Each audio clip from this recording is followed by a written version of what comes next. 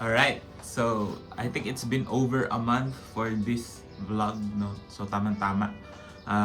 We'll do a follow-up impressions and review on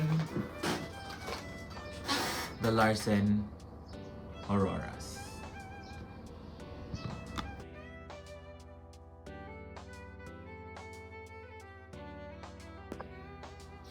So yun nga. So we did a first impressions review over a month ago when we stringed our violin with the Larsen Auroras. So okay naman siya, no? In our first impressions, we said that it is not as, of course, we can compare it to the Il Canone Soloist, di ba? Medyo malaki yung price point na price difference nila. So, but for its price point of around 1,800 pesos, okay naman yung value niya, no?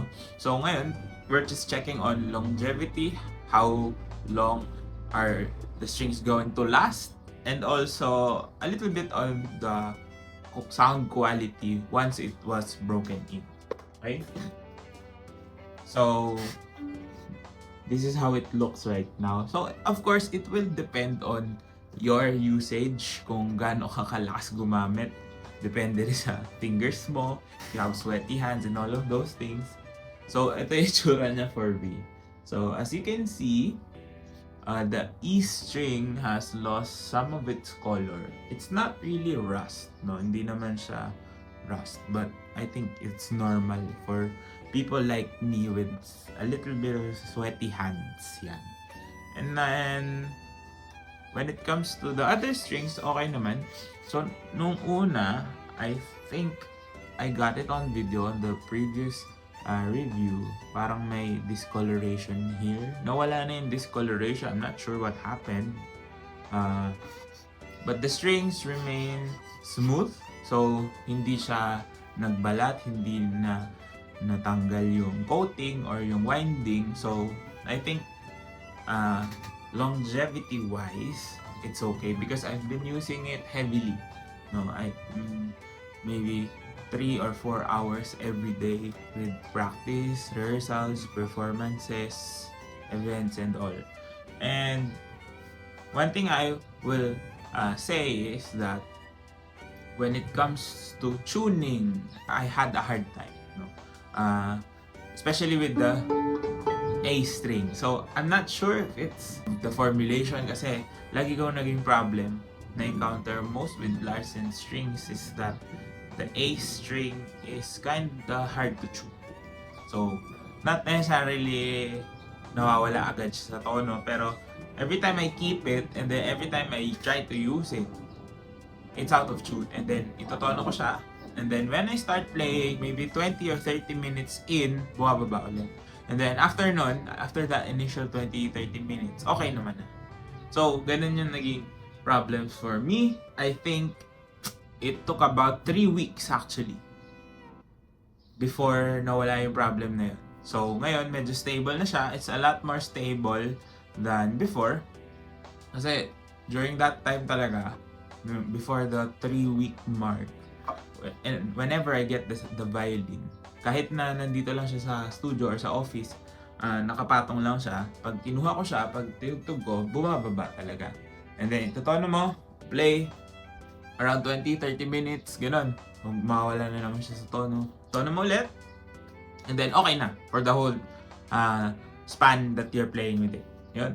And then, when it comes to the sound, may konting metallic sound siya, no? Sabi natin, medyo on the brighter side. But as of right now, I think, I'm not sure kung maganda ba yun, na medyo nawala yung pagka-bright nung sound niya, no?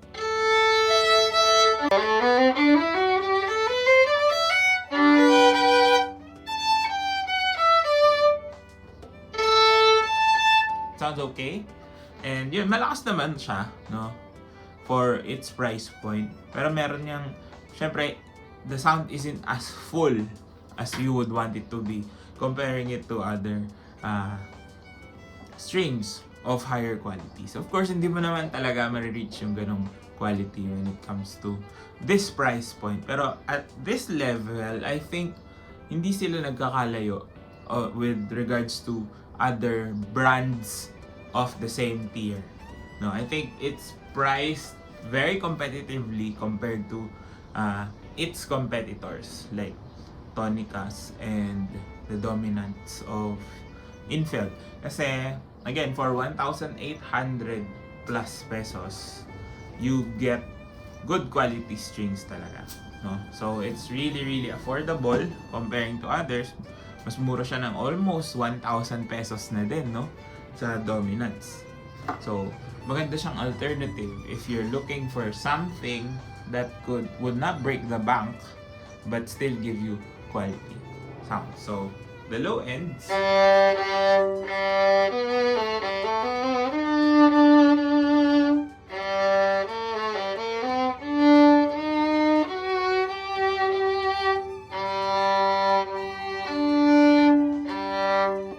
very powerful, no? Medyo malakas talaga yung tapo na, and the sound is really nice. It's not too piercing, pero nandun pa rin talaga yung quality ng sound na medyo metallic talaga, no? I think it's because of the materials again. Yun, siguro kasama na nga rin yun, no? Na it's priced at this price point and the materials used. So, yun sound niya, a little bit metallic. When it comes to the high end naman, dun mo talaga maririnig yung brightness of the sound. Now, the feel on the hand is still the same, no? Kahit na break-in na siya. It's a little bit softer actually. Dahil nga na break-in na siya. It's soft on the hands but still responsive when it comes to playing. So,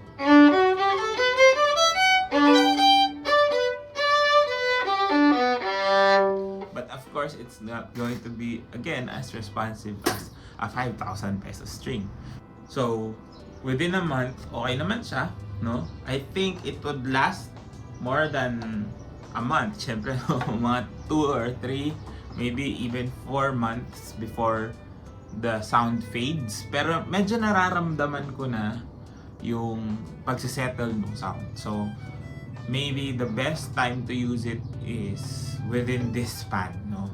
The span of after your breaking period of 3 weeks. So, on the 4th week, medyo matagal yung break-in period niya. For me, again, your mileage may vary depending on your instrument, depending on the way you play, and also depending on how much you use your instrument. So, baka mas mabilis sa inyo mag-break-in, baka mas matagal pa. So, mahalaga lang, tugtugan na ng tugtugan para mapalabas yung sound. So, I think, if you're gonna change, at least prepare like 2 or 3 weeks before yung mismong performances nyo para talagang mapalabas yung sound ng strings.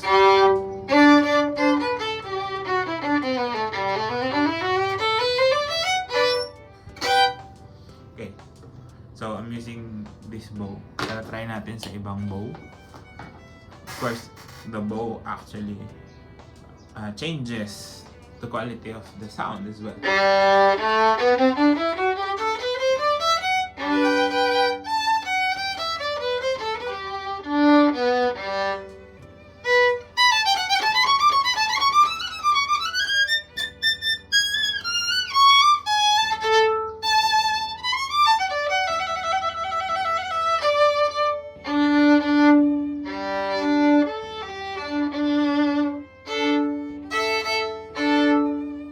If you're coming from steel strings, no, magandang upgrade to, no?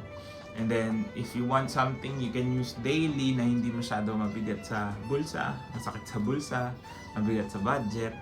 So for 1,800 plus, I think 1,810, if I'm not mistaken. You can check out again with Stringer PH.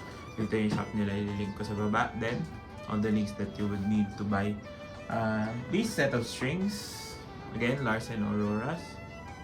So if you have the time and you're looking for, if you have the budget and you're looking for something na you want to explore with, no?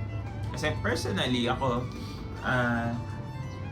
you don't, I'm being practical, diba? Hindi naman every time na mag-change ka ng strings yung mamahalin yung gagamitin. Especially kung wala naman pinaghahandaan na let's say solos, again, the more expensive strings are for solos, no? Or concerts, mga ganun. Pero kung wala ka namang paghahandaang concerts, let's say off-season naman, or alam mo yun, mga sa pangbahay lang or panturo lang na mga violin. Kung marami kang violin na minemaintain, di ba? Hindi naman pwede laging yung mamahaling strings yung gagamitin. So, I think for its price point, again, value for money, and the quality that you're getting, again, you can compare this to almost 3,000 pesos strings. But you're paying almost half the price. So, magandang alternative siya. And one of my pet peeves when it comes to strings at this price point is yung nagbabakbak yung winding nila. And I think the winding here is pretty nice. It's pretty good. So, hindi siya major problem that you will encounter when you try these strings out. So again, you can try Larsen Auroras. You can head over to Stringer PH here below. I'll link their Shopee page down below. So check nyo yun. Thank you again, Sir Roy, and everyone at Stringer PH for sending these over. And sana nakatulong tong video na to for you to decide which strings to get if you are in this sub 3,000 peso price range for strings. Ayan, so sana nakatulong tong opinions na binigay natin on your decision making. Ayan, so if you want more content like this, comment down below, and of course subscribe to my YouTube channel, follow me on all my socials, all the links again down in the description box, and see you on the next video.